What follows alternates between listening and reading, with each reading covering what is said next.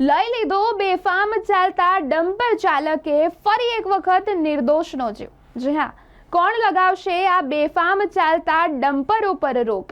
કોણ લગાવશે અકસ્માતો પર રોક?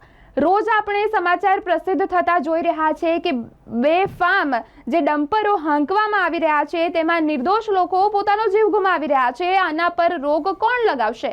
માથેલા સાંડની જેમ આ ડમ્પર ચાલકો જે વ્હીકલ હંકારતા હોય છે પરંતુ તેમાં નિર્દોષ લોકો પોતાનો જીવ ગુમાવતા હોય છે તેવી જે ઘટના બની છે, જેમાં કોયલી અંકોડિયા 3 રસ્તા પાસે જે બેફામ ચાલતા ડમ્પર ચાલક દ્વારા સાયકલ પર જઈ રહેલા એક વૃદ્ધનો જીવ લઈ લેવામાં આવ્યો। અકસ્માત સર્જવામાં આવ્યું। સ્થાનિક પોલીસ પણ દોડતી થઈ ગઈ, ત્યાં લોકટોળા જામ્યા। પરંતુ સવાલ એ છે કે ક્યાં સુધી નિર્દોષ લોકો પોતાનો જીવ ગુમાવશે?